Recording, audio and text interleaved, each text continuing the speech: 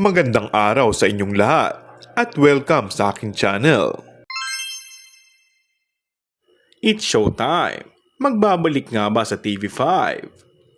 Naging usap-usapan sa isang Facebook page ang di umano'y pagtatapos ng It's Showtime sa GMA Network ngayong taon dahil matatapos na umano ang kanilang kontrata. Kung ire-renew daw sila ay hindi pa natin alam kahit may umuugong na balitang mukhang hindi na.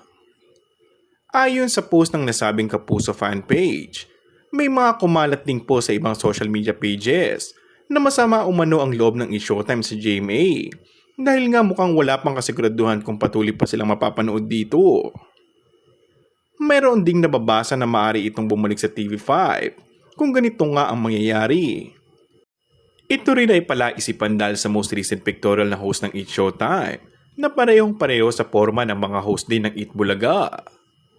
Napapatanong ang ilan kung totoo nga bang babalik sila sa TV5 ngayong taon. Kung totoo nga, paano na kaya ang EAT Bulaga? Tuluyan na kaya silang aalis sa TV5 o ililipat na sila ng time slot? Sa ngayon ay tikom pa din ang bibig ng ABS-CBN, maging ng GMA at ang mga host nito sa kabila ng mga balitang napipinting pagtatapos ang kontrata sa GMA. Ngunit sinigurado naman ng badlang people na kahit umano saan mapunta ang Showtime, ay susundan nila ito at mananatiling loyal sa kanilang paboritong programa.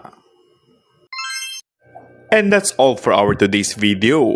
Kung bago ka lang sa aking channel ay mag-subscribe at pindutin na rin ang notification bell. Maraming salamat!